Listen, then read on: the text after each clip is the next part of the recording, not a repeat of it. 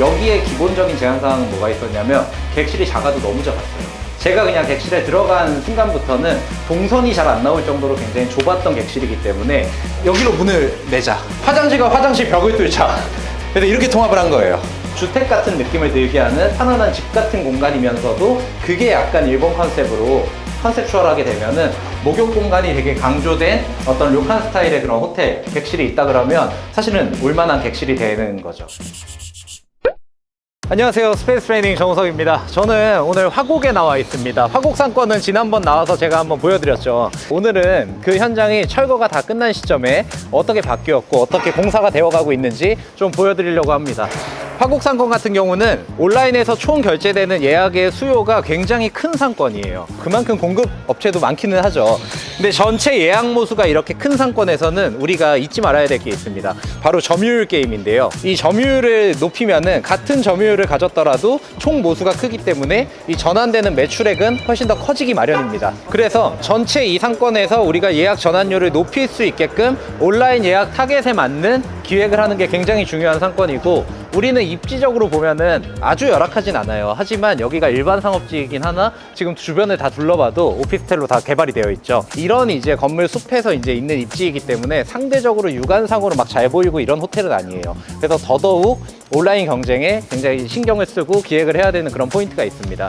그래서 이 오래된 여관, 작은 여관을 가지고 우리가 요즘 시대에 맞는 기획을 좀 보여드릴 거고요. 상권에 대한 설명 같은 경우는 제가 지난번 영상에 조금 더 디테일하게 소개를 해드렸기 때문에 이전 영상을 좀 링크를 통해서 보시면 좋을 것 같습니다. 아직 밖에서 보면 많이 바뀐 건 없죠. 왜냐하면 안에부터 바꾸기 때문입니다. 그래서 안에는 지금 철거가 다 되어 있는 상태고요. 밖에는 마지막으로 바꿀 거예요. 일전 영상에서는 제가 이 상권이나 이 호텔을 대략적으로 어떻게 바꿔나가겠다에 대한 개요를 좀 말씀드렸다면, 오늘은 현장에서 철거된 면들을 좀 직접 보면서 구체적으로 좀 어떻게 바꾸면 좋겠다라는 것들을 좀 소개시켜 드리도록 하겠습니다. 들어가서 보여드리겠습니다. 선생님 안녕하세요. 어때요 지금? 여기에다가 지금 변기를 안기를 원하시는데, 그렇죠. 오수배관이 여기로 지나가 버리면 네네네. 하수배관이랑 다 뒤엉키면서 네. 시공성도 안 나오고, 그렇죠. 나중에 하자에 대한 요율도 높아져서 네네. 이쪽에다가 욕조를 놓는 걸로 다시 한번 제안을 해보려고. 좋아요. 오히려 이런 거를 소장님께서 그냥 적극적으로 의견을 네, 주시면은 네. 그거 따르라고 할게요. 네, 현장을. 네, 편하게 그냥 네. 현장에 무리 없게 좀 해주세요. 네, 그래서 지금 작업하고 있었어요. 알겠습니다. 네. 감사합니다. 저 올라가서 좀 볼게요. 예. 네네네. 근데 여기는 들어오자마자 객실이 있네요. 여기도 원래 작은 객실이 하나 있었어요. 근데 기존에 이제 안 쓰던 데드스페이스 공간까지 먹고 들어가가지고 하나의 큰 객실로 또 만드는 거예요. 그래서 원래 여기가 객실 크기였잖아요. 이 안에 이제 침대도 있고 욕실도 있고 다 있었던 공간인데 여기를 전체 욕실 공간으로 바꿀 거예요. 그래서 저 안쪽으로 들어가서 침실 공간 조그맣게 놔줄 거예요.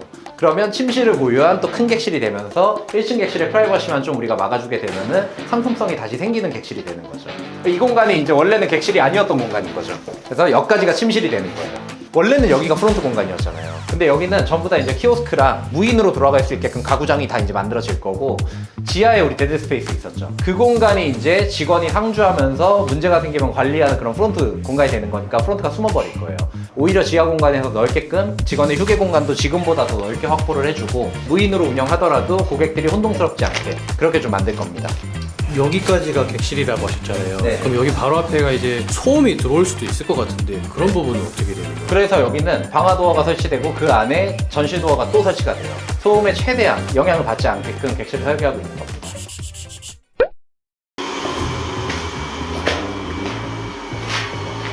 지금 보니까 엄청 넓어졌죠. 요만큼이 화장실이었어요. 들어오자마자 엄청 우리 비좁게 들어왔었잖아요. 근데 뚫어놓고 보니까 어떻죠? 확실히 뭔가 공간감이 나오기 시작하죠. 그러면 이제 여기가 제대로 이 화곡상권에서 가장 높은 객단가를 받을 수 있는 아주 작은 모텔이지만 이런 객실을 보유할 수가 있게 되는 거예요. 전에 현장에 오셨을 때는 소형 스테이랑 료칸이랑 고민을 하신다고 하셨는데 네네네. 컨셉이 정해져 있나요? 근데 사실 소형 스테이에 여러 개 컨셉 중에 료칸이라는 건 들어가 있는 거고, 소형 스테이 프로젝트로 볼 수만은 없는 게 전객실을 다 통합하는 건 아니에요, 여기는. 그래서 약간의 예산을 고려한 믹스 버전이에요. 한 객실짜리도 남기고 그 다음에 일부 통합된 객실도 만들어서, 너무 협소했던 객실은 어차피 기존의 화곡상권에서의 경쟁하기에 굉장히 떨어지는 퀄리티가 될 거기 때문에 아예 이제 통합을 해갖고 반전을 이제 꾀하는 거죠. 혹시 여기는 네. 건물주분이 원하던 그런 뭐 구상 같은 게 있나요? 건물주께서 여기는 많이 저희를 믿고 마음대로 만들어 달라 좀 하셨던 데라서 저희가 객실수도 통합계획을 이렇게 잡고 별도로 이제 보고를 좀 드렸고, 그 다음에 디자인 컨셉도 보고를 드렸을 때 너무 마음에 든다라고 이제 해주시고, 디테일하게 이제 다다미 통 같은 것도 같이 고르면서 이렇게 건물주님께 오히려 저희가 좀 많이 제안을 드리면서 가는 프로젝트예요. 이 호텔은 전체 예약 매출 상권의 보수가 굉장히 큰 상권이고, 그 다음에 대로변으로 나가보면 바로 유흥 상권들이 즐비해 있고, 그 다음에 김포공항이랑 여기가 15분 거리예요. 근데 그만큼 경쟁업체도 지금 굉장히 많기 때문에 이 동네에서 다른 호텔들은 갖고 있지 않은 컨셉을 보유해야 된다가 1번, 그 다음에 확실한 기능. 우리 같은 경우 목욕 컨텐츠가 여기는 명확하게 있어줘야 된다. 그게 2번이었어요. 그 다음에 이 상권을 보면은 되게 주택 같죠.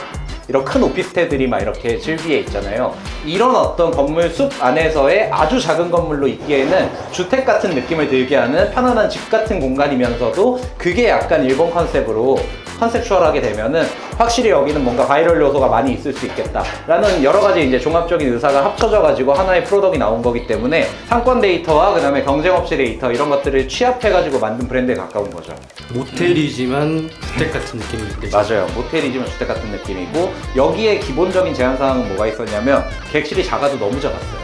제가 그냥 객실에 들어간 순간부터는 동선이 잘 안 나올 정도로 굉장히 좁았던 객실이기 때문에 그렇게 애매한 객실 같은 경우 일부 터버린 거예요.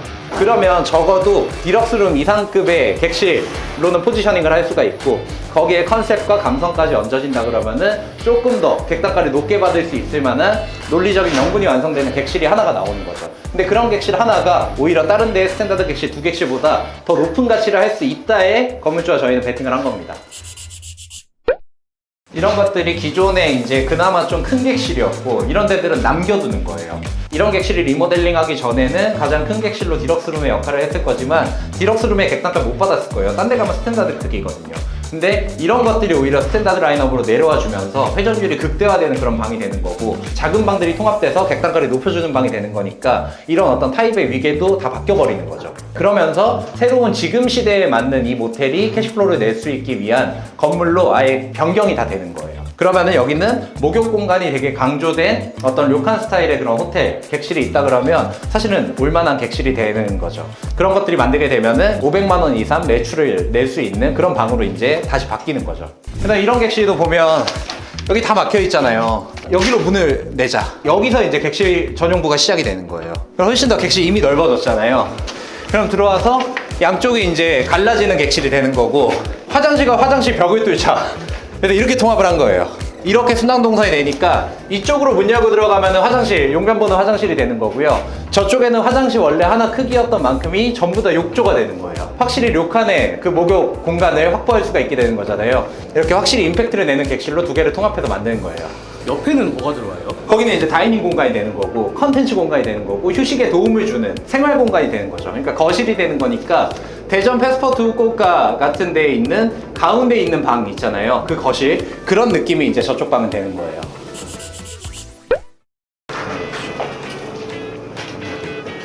이 방도 보면은 길게 이제 통합이 됐으니까 이쪽은 완전 침실 공간 되는 거고, 저쪽이 완전 이제 습식 공간 되는 거예요. 그래서 이제 통합을 할 때 제일 애매한 거는 통합하고 나서 별다른 임팩트가 없는 게 제일 위험한 겁니다. 그냥 객실만 큰 거.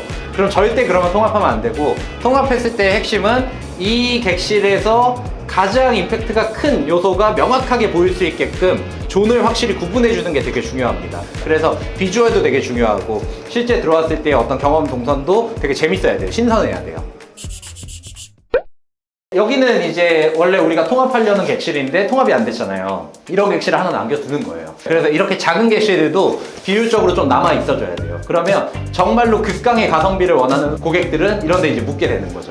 대표님 성격상 아무리 작고 효율이 없다고 해도 객실 자체를 그냥 놔두진 않으실 것 같은데 작은 방이라도 뭐 어떻게 와우 포인트라든가 그런 게 있을까요? 그래서 다 여기는 저상형 공간. 실제 일본의 소형주택들의 어떤 레퍼런스들을 좀 스터디를 하다 보면 특징이 뭐냐면 더 좁아요. 우리나라보다 이런 평수에 예민하지 않거든요. 그래서 아주 좁은 공간에 어떻게 수납 가구들을 배치를 하고 그 공간 안에서 미니멀리즘이라는 토대 안에서 얼만큼 여백 의미를 많이 두는지를 많이 이제 보여주고 있어요. 우리도 이제 그런 것들을 좀 갖고 올 건데, 사실은 이제 우리가 일반 상업지에 있는 모텔들 대비해서 이런 좁은 객실로 들어올 때의 어떤 그 고객의 심리는 어떨 거냐면, 어차피 가장 가성비 있는 하루의 숙박을 위해서 이 전체 호텔의 컨셉이 마음에 들어서 이 호텔을 선택했을 확률이 높거든요. 그래서 들어오자마자 다다미를 밟게 해주고, 좁지만 좁은 공간을 커버하기 위해서 전부 다 저상형으로 갈 거예요. 아늑하다라는 느낌을 줄 거고, 여기서 이제 싱잉볼도 하고 LP도 들을 수 있고 아주 좋은 친구로 마련이 되어 있고, TV도 아주 대형 TV로 세팅이 되어 있으면은 좁지만 있을 건 다 있다, 재밌다, 이런 느낌이 나올 수 있게 만들면은 성공이에요. 이런 아주 미니룸들이 회전율은 제일 좋을 거예요. 컨셉으로 이 공간이 좁다라는 인식을 잊어버릴 수 있게끔 만드는 게 이 객실 만들 때는 포인트예요. 네, 이렇게 오늘 화곡의 아주 오래된 모텔을 또 어떻게 바꿀 건지를 이 상권과 이 하드웨어 특성을 반영해가지고 좀 이제 말씀을 드렸고요. 이 호텔이 이제 한 3개월 있으면 다 이제 완성이 됩니다. 그럼 완성되면 또 애프터 영상으로 찾아뵙도록 하겠습니다. 오늘도 시청해주셔서 감사합니다.